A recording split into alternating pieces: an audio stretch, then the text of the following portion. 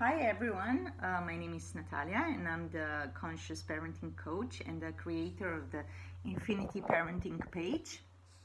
I was recently contacted by a mom who was writing me in regards with one problem that she has with her child. And as there might be many parents with similar issues, I decided to do a video instead of just answering just to her. So let's see first quickly what her problem is, and I will read to you um, her question. So she's saying, "Hi Natalija, I have a 15-month-old who is pretty easygoing child, but he recently became very demanding. He's not crying, but screaming a lot instead, and this behavior can last for quite a while. He seems frustrated. Usually he screams like that when he wants something, food, attention, stuff, us. If you say no to him, he won't throw a tantrum. He's not walking yet.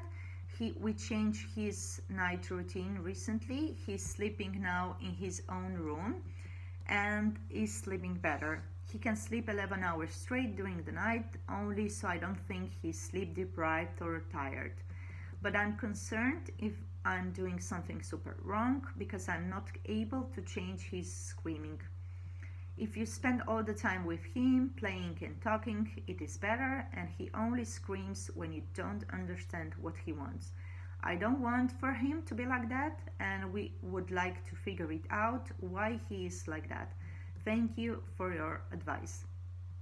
So first, all of this, sorry, because I'm looking into two different cameras, so I might not be always looking into this one. But so let's go let's try to answer to this frustrated mom. So first of all, this is pretty normal behavior for this age that we don't have to be really worried about, except if we notice that there is something else that is not completely okay. And if child is is not just frustrated but in pain and crying and screaming doesn't really stop. In this case, visiting of course a doctor will be best solution. But otherwise it is normal that around 18 months child becomes more demanding, fussy, whiny, or having maybe first tantrums. A lot of new developmental milestones are reached around this age. They start to walk, they start to talk, they start to define themselves. They cannot communicate yet, but are more aware of what they want. So there might be a misunderstanding between us. They also become more independent and confident, meaning that they will be eager to try something new. And sometimes we as parents are not ready for that yet, because we might be scared or worried, or just because we got used to some kind of routine we had with them, and now we have to adapt to something new that might reduce our freedom and control over them.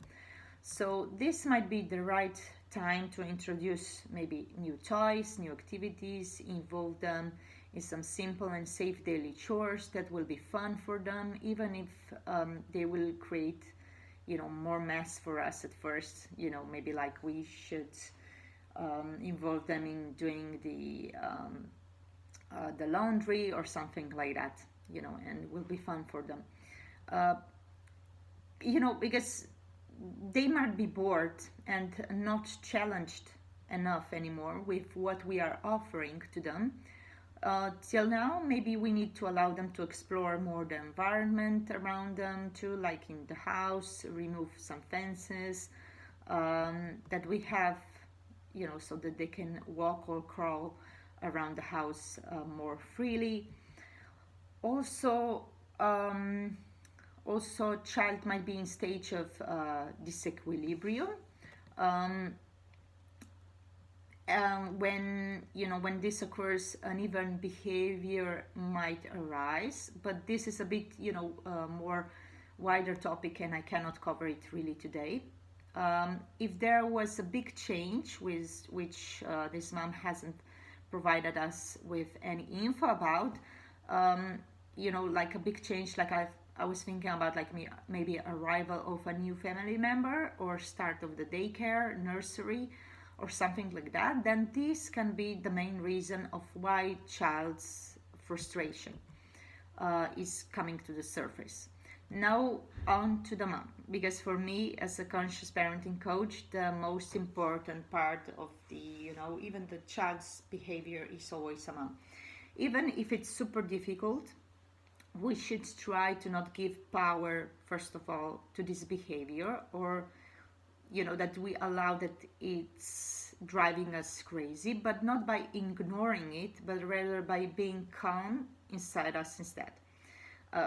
Which of course can be really tricky and challenging for a parent, but we can try, because in conscious parenting that I derive from, it's always about reflecting how we as parents perceive the specific behavior in our child. Now, of course, sometimes, especially as kids are growing older, and we might feel triggered many times, and from this triggered place, we can react in different and sometimes even undesired ways. For me as a coach, this is the main thing that I would try to resolve with a mom, that so that she starts working, if she starts working with me in my 10-week coaching program that I offer to parents who would like to use this inside out approach of parenting, or you can call it mindful conscious way of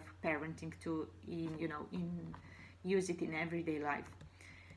I therefore always like to invite mothers to reflect on their inner emotional state, because mom and child are much more connected on this energy level as we might think, and therefore if a mom is in a state of being stressed, worried, or overwhelmed, this might reflect on a child and his behavior too. Even if we might think that so small child cannot feel our stress because of not being even capable of walking or talking, the truth is that that she can, he can. Um, but and of course, because we are not calm, the behavior that will surface with a child's, on a child's level, will disturb us, and we will not perceive it as a reflection of our inner emotional state, but we will become even more stressed and triggered instead, like thinking, oh my god, why is this child now be not calm anymore? She was such a cute, lovely smiling baby, and now she's fussy and whining, and so on. And we might not think first of what is going on in our life, in relationship with our spouse or co-parent, or if there is any big changes, there are any big changes that are coming soon, like going back to work, or a new baby arriving soon, and so on. So so my advice would be to reflect on where the child's is. So yeah, first my advice would be to reflect on where the child is in his developmental phase first, and if any big shifts might be approaching, like if he's just about to walk soon, then maybe introduce some new activities and allow him to explore more. But the most important thing I would like to invite a mom that is feeling frustrated by child's behavior is to reflect on personal emotional state by just asking herself what I'm feeling, what I'm thinking when he's behaving like that, where I'm feeling these feelings of frustrations, what are these feelings telling me, and so on. So this will be the start. Then for more, for removing these blockages, we can work together in my 10-week program, coaching program. So yeah, this will be a short answer to this mom for today. Let me know if you find these tips helpful. If so, you can find me on my Infinity Parenting Facebook and Instagram page. And if you're interested in my coaching program, you can contact me directly and we can discuss for free if this would suit you. I'm offering my coaching program either in English and Slovenian, so just that you know. So I think my boys are not coming. We are staying in a hotel because we are traveling.